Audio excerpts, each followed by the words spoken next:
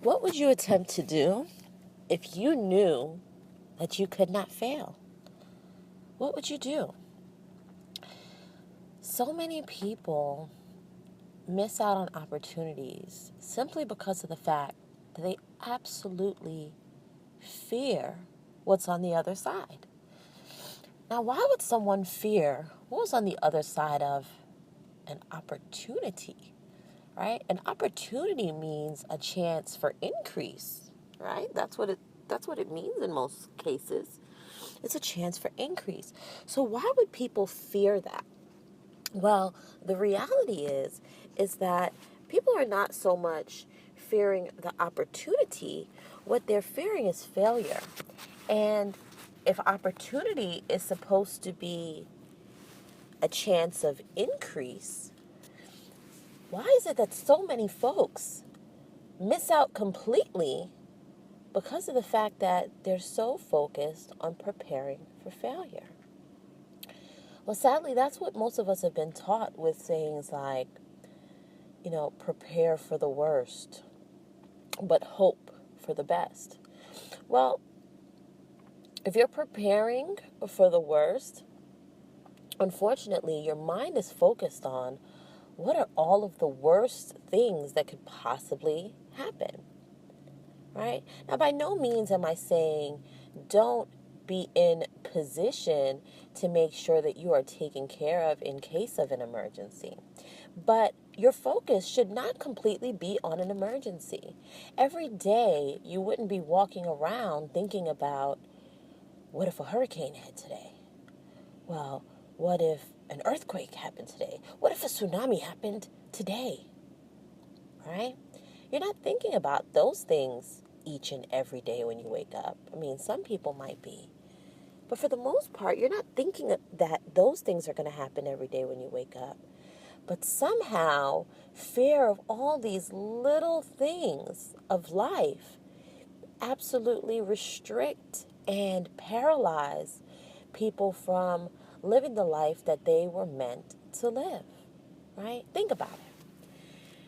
When you were younger, people ask you things like, well, what do you want to be when you grow up, right? And the truth is, when they're asking you these questions at 5 and 6 years old, you have no freaking idea. You have no freaking idea. Imagine, just think about, I mean, there's people that are 40 and 50 years old that still have no idea what they would love to be when they grow up. And they've already grown up, right? The better question might be, what type of things do you absolutely enjoy? What are some things that if a conversation starts about it, you just feel a overwhelm of excitement and you can't stop talking about that, right? You can't stop talking about it. It gets you so excited. In fact, even if there was no money to be made, you would probably still enjoy doing that thing, right? What is that? You see, we rush our children off to school and standardized and compulsory learning so quickly that very few of us take time to actually reveal and peel off the layers of what our children actually enjoy. What do they love? What are they interested in? What would they like to learn more about? What would they like to try? Right? We've spent very little time discovering that and exposing that because very little time was spent on that with us. Think about it. Think back to your childhood. How many of you had someone that asked you, that consciously thought about, what is it that you enjoy doing? What are you really good at? Right? What are some things that you'd like to try out? Most parents were so focused on school. Did you go to school? Did you get your school work?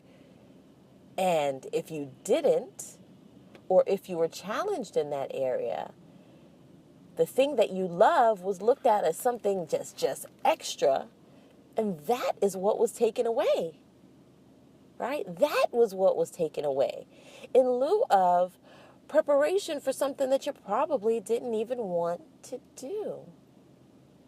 All right, let that sink in for a minute.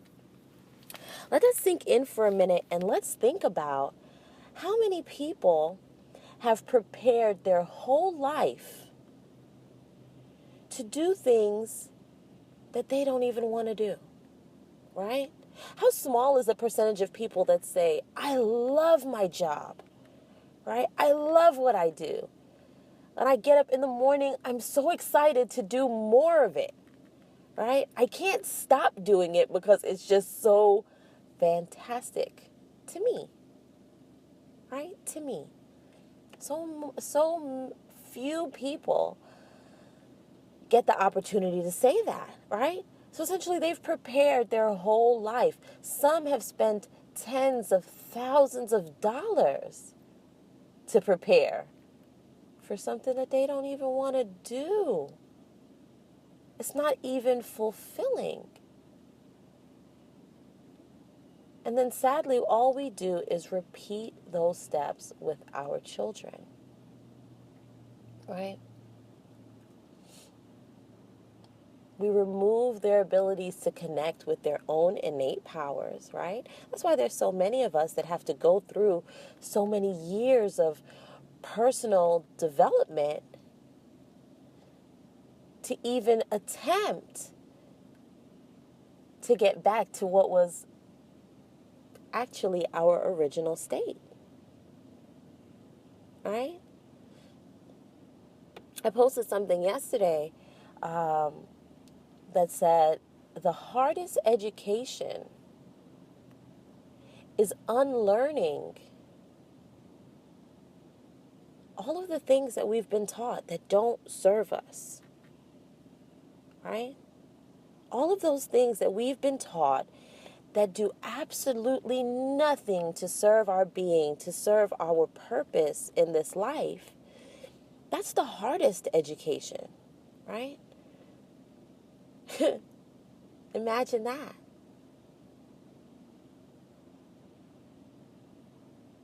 What we have been taught by our elders, by our teachers, by our experiences, right? Our experiences that were created in the minds of others and in our own minds as they grew.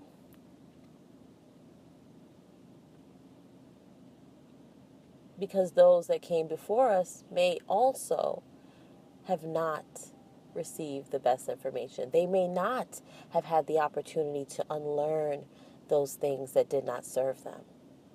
And so they pass those things on to us, right? And then so we pass it on, and so it is passed on, and so it is passed on for generations until or unless there's a shift. Unless there's some shift in consciousness, some shift in the chain of thought. If not, it will continue to be passed down to pass down to pass down. You know, I once heard the story about a grandmother who had this famous secret recipe, right? Famous within their family. Everybody wanted to have the secret recipe for grandma's ham, right? And everybody wanted to do the ham just like grandma. And so one day, a young girl was in the kitchen with her mother, and it was the time in which the mother was making the ham, and the mother said, you know, you got to learn how to make this ham. This is our family secret recipe. And the first thing she did was she cut off the ends of the ham. And the daughter said, well, Mom, why do you cut off the ends of the ham? And she's like, I don't know. That's what my mom always did. And that's what she taught me, was that, you know, you cut off the ends of the ham. But I really don't know why. You know, because the daughter's like, why? Children instinctively are inquisitive. They ask questions because they're discovering the world around them, right? Instead, we try to kind of just impose and teach them the world around them. so that they can avoid the bumps and the bruises, right? So the mother said, I should call my mom and ask her why is it that she cut off the ends of the ham. And so she calls her mom and she's like, Mom, I'm here in the kitchen, you know, with my daughter, and I'm making this ham. I'm teaching her the family recipe, and I'm showing her how we cut off the edges of the ham. And she asked me why, and I realized that I never got to ask you, why is it that we cut off the edges of the ham? And she's like, you know what? I never really thought about it. I don't know. That's how my mom taught me. When she did the ham, she told me to come watch. And I learned from her. And she always cut off the edges of the ham. She's like, it's a shame that my mom is gone. So I can't ask her why she did that. But, her sister is still alive. And, I think I'm going to see if I can get in contact with her. Because now that you guys have said it, I kind of wonder myself, like, does it make the seasoning go in better? Does it help it to roast more evenly? Like, what is it? I don't know. I'm going to ask Auntie this weekend, and I'll let you know what I find out. So the following week, she calls her daughter back, and she's like, hey, I know you and my granddaughter were wondering about that ham recipe, and I got a hold of Auntie, who said that she had actually asked that question before also. But the reason why they were cutting off the ham is because my grandmother, right? So their mom never had a pot that was big enough to fit the ham. And so she always cut off the edges of the ham. And she just been teaching us to cut off the edges of the ham. And so even though right now we have pots that are big enough, we were just taught all the time to just cut the edges off, so we just do it automatically. It's like without even thinking. None of us even ever thought to ask, why do we do it this way? Why do we do this? We never even thought to ask. So that was a pretty good question. Tell my granddaughter, good catch. And so many things in our life are essentially just like that. We have been programmed to think and act certain ways because it was taught to us, right? Or some type of experience that we had made us feel as though that was what a reality was. So few of us were taught and trained and educated on how much control we have over creating reality, right? Nobody talks about that in all those 12, 13, 14, 17, 18. Like, how many years of school, right? 12 years. If your mother had to work and you didn't have anywhere, you had daycare and preschool, right? So you had school before the school. And then you had that school all the way till 12th grade, right? Which I finished up with school when I was 16. But what I notice is that most children are, their years are calculated so that they are in this system until what's considered to be a quote-unquote legal age, at which time they've just gone through 12 years of programming to prepare them for a life that they're probably going to hate. No time was spent teaching them how to create the reality around them. No time was spent teaching them the power of their own mind. Very little time was spent teaching them or allowing them to actually center in on their purpose. Think about all of these schools of children that are out here who have a definite major purpose, and they have no idea what it is. They have no idea what it is because there's no time for them to figure it out. They have to be awakened out of their sleep abruptly with an alarm clock as they're rushed through some semblance of a morning routine, right? So that they can hurry up and get into this building to sit and listen to and have information pushed at them that does not serve them, right? It doesn't serve them. So where was my point? I have no idea even now where I was going because I got totally lost. I got totally lost in this thought of how it is that we miss out on all of these opportunities because we're preparing so much for failure and so little time is spent preparing for success, right? So little time is spent preparing for success. I see people all the time that are like, I want to get out of this job. I hate this job because obviously they prepared for 12 years for this life that they hate. And so they're trying to figure out an escape route, an escape plan, how they can get out of it, right? How can they get out from underneath this thing that has pinned them down in their life? And so they look to things like the home business industry, right, which spawns a remarkable amount of entrepreneurs and success stories, right? But despite how remarkable the number of success stories, the overall percentage of people that reach those levels of success are minimal when you compare it to the amount of people that fail. Why is that? Because the amount of people that prepare for success is significantly and drastically different from the number of people that are preparing to fail. The number of people that are looking for a plan B to their plan B. The number of people that are saying, oh, well, let me make sure I just work these extra hours just in case I don't make the money in my business, right?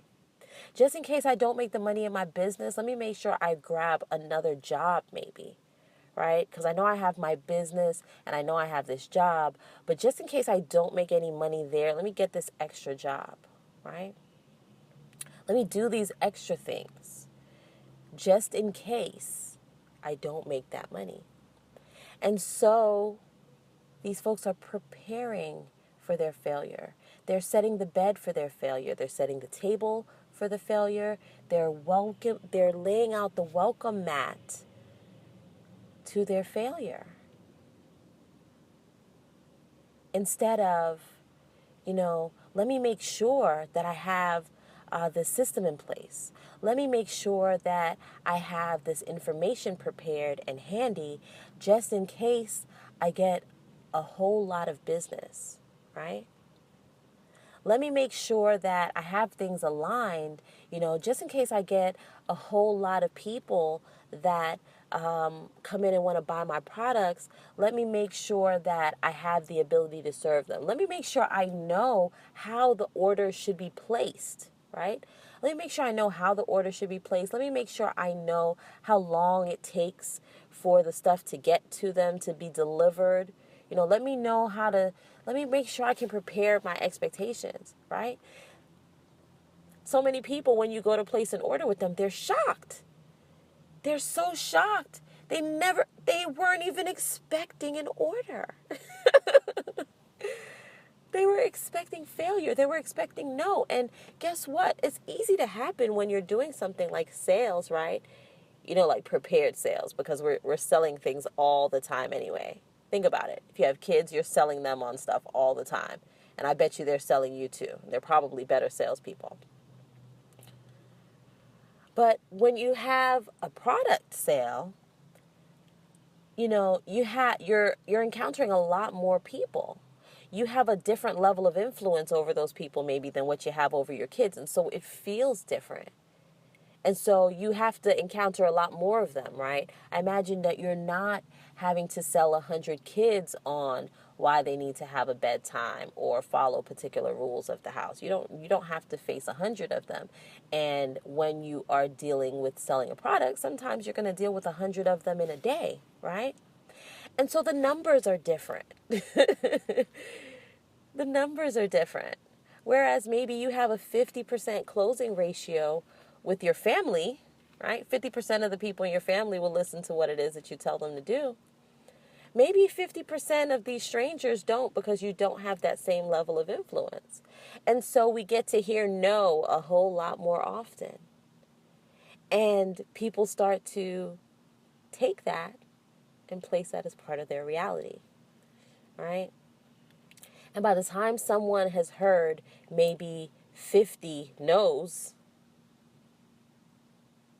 they are absolutely and completely discouraged, and they feel as though that is what the reality is. They begin to expect that. They begin to expect what their experience has told them to be true. And so they begin to attract more and more of what it is that they expect, right? So you go to place an order and they're like, huh? An order? Okay, all right, I need to get the website. All right, fantastic. How long will it take for my product to arrive? I'm going to check on that for you, and then I'll get back with you. They're not even confident in their own sale. They don't have any system in place. There's no follow-up system in place. Nothing following up to say, thank you for ordering. Or, here's these other products that I think you might like. Nothing to do that on an automated basis. They're so flustered trying to figure out what do they do with this surprise customer that they don't even know how to properly perform the service. Provide the level of service that's going to make somebody say, oh my God, this was such a fantastic experience. I have to do it over and over again.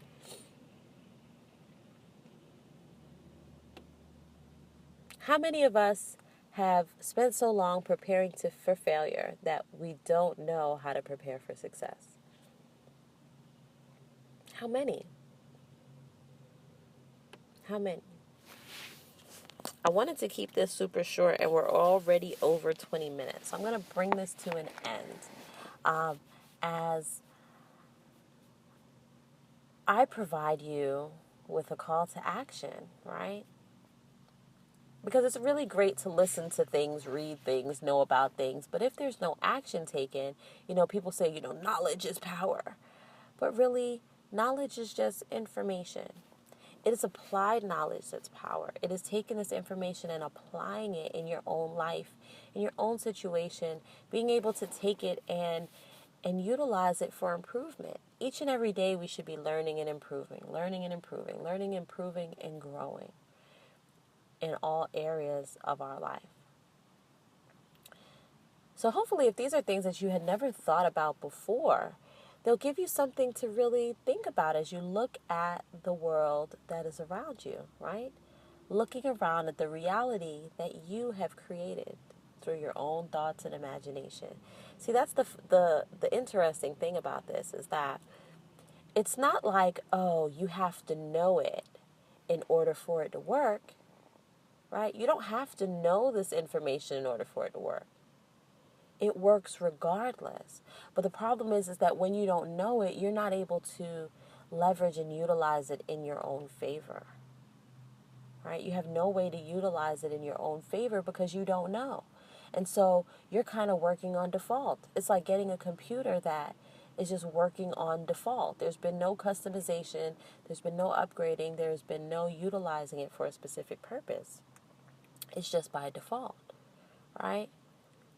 The thing about this computer is that it's always on, and it receives programming and input all the time. Kind of like Number 5 from Short Circuit, if you've ever seen that movie, right? That input is what's going to create the output. The programming that you're already receiving by default has allowed you to create the reality that you see around you right now. So if you look around and you love each and every part of it, do more. Do more of whatever it is that you're doing. Because clearly you are creating a life by design. But if you're looking around and you're like, this can't be it, it's because it's not. It's because there's so much more there for you. You just have to create it. Okay? That's it. I'm going to bring this to an end. Make sure you go ahead and visit the website. There's so many of them. Check out probably right about now isupportsmallbizmagazine.com, where I am sharing information for those that already own a small business and also those that are interested in taking what they love and turning it into a business. We'd love to be able to connect with you, share with you some information that can help you along that awesome, awesome journey of entrepreneurship. And connect with me on Facebook, Instagram, YouTube, Twitter. I am Renee Fouché. You can also find me under probably like CamCal Marketing or something like that. I'm kind of all over the place, guys, but I just really wanted to share this piece of information with you as kind of impromptu, some thoughts that I had on my mind, and hopefully this touches someone today. Someone that's listening to this is having a shift where they're able to now take control of their life and live it by design, doing what they want, when they want, with who they want. You just have to take action so that you can position yourself to do so. All right, guys. See you again soon. Have a great day. Bye for now.